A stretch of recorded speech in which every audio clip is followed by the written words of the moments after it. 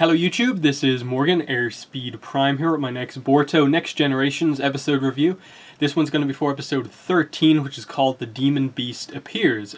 So first of all, apologies for no video in the past like 5 or 6 days. Kind of just a combination of being busy on certain days and then the days that I kind of haven't had anything to do, not really having a topic to do a video on. I didn't get this review out yesterday because I was busy, but anyway, yeah, episode 13, I think probably one of the most interesting, like, if not, I think it's fair to say, the best episode of Boruto so far.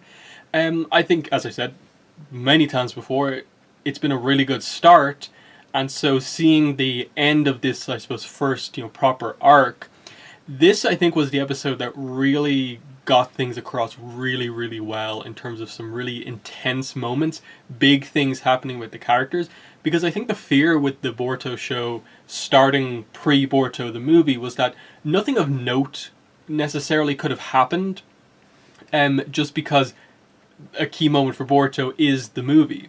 But I like what they've done here in that they've kind of really established that, okay, Boruto is this person who helps the people around him. He is a team player. That's never been a problem. Even in the Boruto movie, that is the case.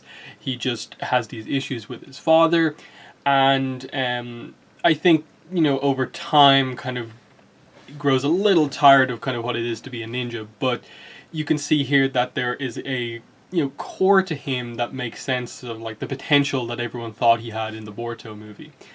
But what I like here was that they used the fact that, okay, here's some new characters who you don't know about from anything, primarily Sumire here, and they use her to kind of tell a story in that, okay, the reveal in this episode more or less explains why Sumire wasn't in the Boruto movie or any of the other Boruto content beforehand, because just to reveal that she says she didn't have parents, when in fact actually she was the parent of a Foundation member who was extremely loyal to Danzo, and he was continuing on Danzo's plans with this whole Hashirama cell kind of plan, and basically that experiment has been implanted into Sumire. So she, in a way, is a Jinchuriki-like character, kind of different in that the beast isn't inside her, but the energy of this kind of portal is inside her, which can then be used to kind of summon the beast.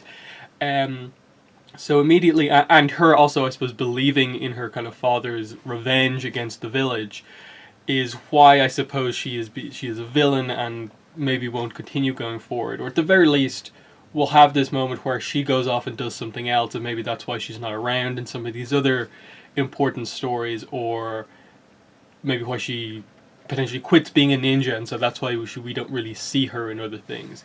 But it definitely was an interesting one in that I think the last episode very heavily implied that this was the case, more or less confirmed it at the end, and there have been little suspicions up until before now, but just seeing, I suppose, Boruto get this reveal from Mitsuki, seeing Naruto and Shikamaru and Kakashi discuss this reveal, it was actually done very well with this whole idea of the reason that the adults in the village didn't know who her parents were and become suspicious was that in the initial aftermath of the war, they never purposely sought out the Foundation members to kind of deal with them there, because there was just so much tragedy, so many people had lost so much, that immediately putting suspicion on a decent amount of survivors left in the war, left alive, would have just been this really, really cruel thing to do. And they bring up the clear point of just, if they'd done that, potentially something would have happened with Sai, and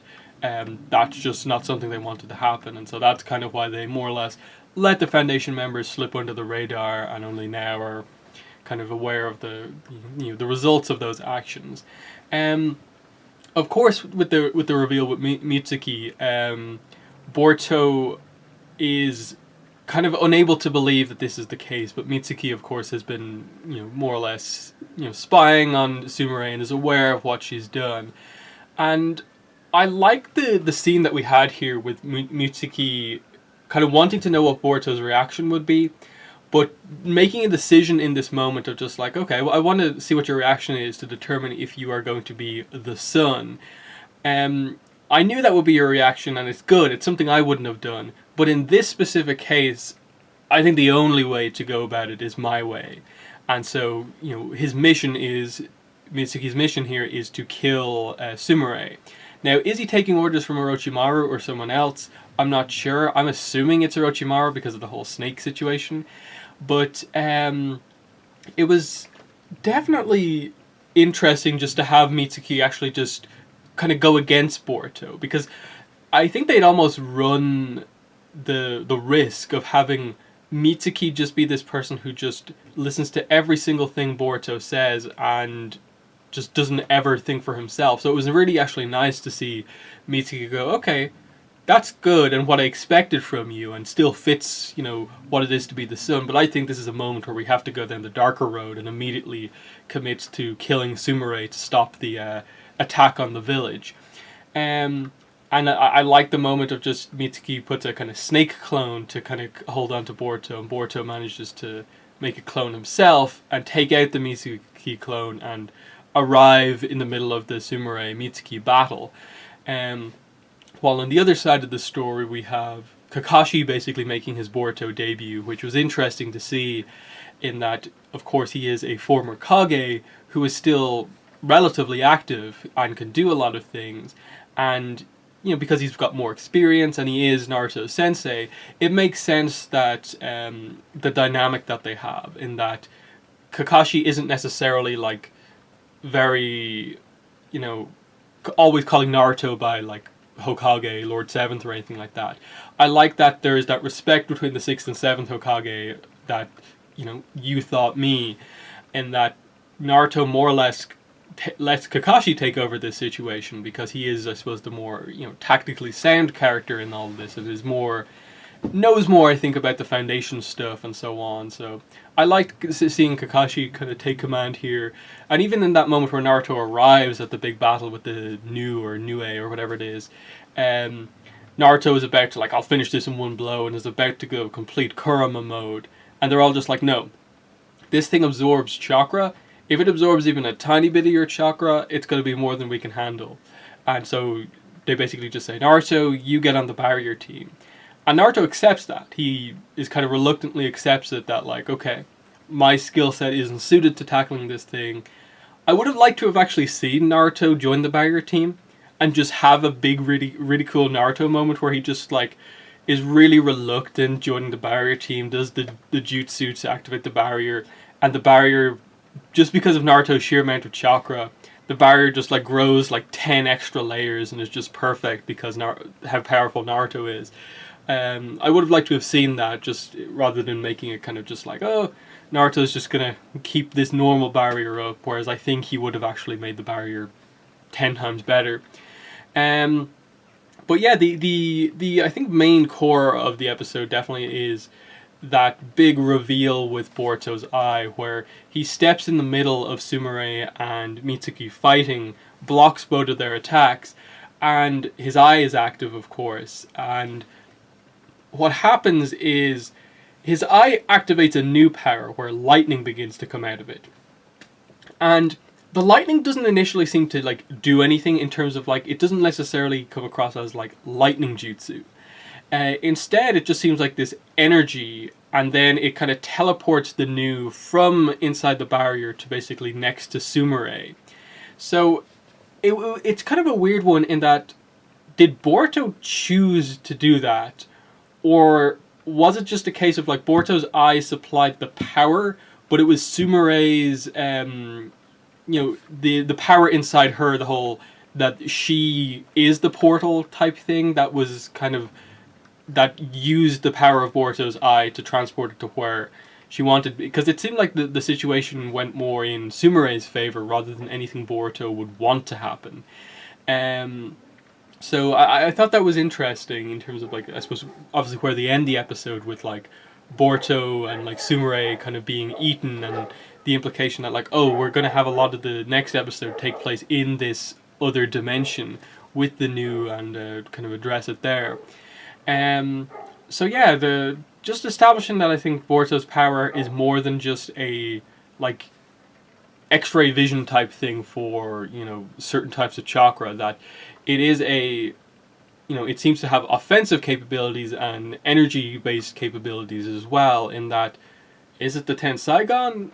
This kind of makes you further doubt that, or is it just kind of like the Mangekyo Sharingan as another visual jutsu, that like different Tensaigons can have different techniques, and like we saw Tonieri's, this is what Boruto's eye can do. I'm not entirely sure, but it's made that whole Boruto and his eye such an interesting plot point, because the moment when a character who potentially knows what it is sees it and reveals to Boruto what it is going to be so cool. And especially, I think they very clearly set up the idea of like, when Boruto finally demonstrates in front of other people, like Naruto, Hinata, his sister, and those type of people, when he shows them that he actually has the power, what will they think of it? That he actually does have this extremely rare power, and this kind of destiny stuff that he's talking about is actually true for him. That's going to be very interesting to see. I think that if I had any problem with the episode, it was purely just that the fight with the new, it was kind of weird that no one else showed up. No notable characters beyond Naruto showed up in the fight.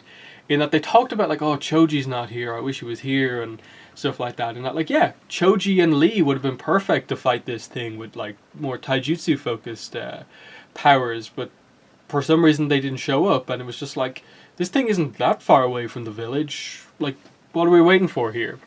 In that they could have easily just said they're away from the village, but they didn't really say that. So yeah, I think that's more or less everything I want to say about the episode. It was really, really good. I suppose Sumire and her, I suppose, coming across as kind of brainwashed by her father's want for revenge. The whole idea of like, I was born like for revenge. That's going to be interesting, because Sumire seems to have a respect for Boruto, in that she seems to be disappointed that like he has seen her like this, and she actually might listen to him. So it's going to be interesting to see what he says to her that potentially stops all of this. Does he really try to get across that like, you're the class rep? It doesn't matter if this is the real you. You can be that other person and just abandon that side of yourself, or something like that. Or is it just going to be a case of like, you know, you are not your father, make your own decisions? And especially with it seeming like Mitsuki, Boruto, and Sumire are gonna, like, they're gonna have to handle this situation themselves. What exactly is going on here? Especially with Mitsuki, where he's basically decided that as much as he admires Boruto's decision to always like never let anyone die, in that he basically presents to him the like 50-50 situation of, you either let the class rep die or let the village be destroyed, and Boruto says, no, I'll save both. Will Boruto get across to Mitsuki that there's always another option beyond the dark option, that the dark option doesn't always have to be something that like you go to as like a last resort, that there is an option, there's always a way to save everyone if you like try hard enough. I think this could be that big moment that probably makes Mitsuki kind of go, he absolutely is the sun who will guide me into the light, and this situation, the toughest situation yet, has made that abundantly clear to him, that he thought that this situation above all else, there was no other way to solve it, but this is a case where he actually can do it. Kind of like the Shino situation, where I think Mitsuki initially felt like the only way to stop that would be to kill Shino, but Boruto was like, no, we have to knock him out, that's the only way to do it. This seems like an even kind of crazier version of that situation, in that Mitsuki seems very set on this, and that before, he's always been one to save people. Like, was it the last episode he saved Denki when he fell off the wall, and he didn't expect himself to do that. So he is being influenced by Boruto, but there's still this element of darkness here, whether that be the Orochimaru influence or the destiny of coming from someone like Orochimaru. But that's going to be interesting. I like that the characters that are in this kind of new world, they all have something unique about them. In that Mitsuki, it's will he feel the need to kill her still? Will he listen to Boruto? With Sumire, it's how will she be convinced otherwise? And of course, does she continue in the series after like this point? After this arc, is she even going to be a factor in the show? And then Boruto, it's obviously how he convinces both Mitsuki and Sumire, but also if his eye power activates again, or if anything happens with that. Because again, the issue of like his eye powers are not referenced at all in the Boruto movie, and I think Kishimoto has sort of come out and said that he kind of made a mistake in terms of not in any way hinting in the movie about any sort of a special ability for Boruto. I'm not sure if that was if I'm just making that up, or if it is an actual article I read, but especially in the manga, the Boruto manga adaptation of the movie, them having that bit at the end where like Toneri comes back and kind of basically gives Boruto that kind of tattoo thing on his arm that he has at the start of the Boruto manga. You know, there's nothing like that in the Boruto movie about his eye, or Gaiden about his eye. So is it just that it kind of is forgotten for a while after this? Like it doesn't activate again after this new incident, and he thinks it's gone, but then it later activates potentially in one of the upcoming Boruto chapters. We'll have to wait and see on that. But as far as I'm aware, it's been announced that this first arc, this ghost arc with Sumire, is going to end at episode 15. So we've got 2 episodes left, and then we're going into a new arc, which many people are speculating is going to be the adaptation of Gaiden, which fits in that takes place, I think, before they graduate the academy. It's before the Boruto movie. It makes sense that it is coming up fairly soon. And it would make sense to do, because Sarada is a bit involved in the episodes, certainly a few of them, but as like I suppose our secondary main character, you know, if Boruto is our, you know, Sasuke Naruto, who's our Naruto Sasuke? And it's Sarada, of course. So I think that Gaiden arc is going to be important to do, but it depends on, I suppose, stuff like how they are, as I keep saying, how they're going to tackle the Boruto movie. In that, are they just going to assume everyone has seen it already and just assume everyone knows that part of the story and move past it? Or are they going to attempt to tell it by some sort of recap or reanimation of parts of it, or what? But yeah, that's been my episode review for episode 13. In the comments, let me know what your thoughts were on the episode, as well as what I had to say here in the review. But that's been the video. Thanks for watching, and bye.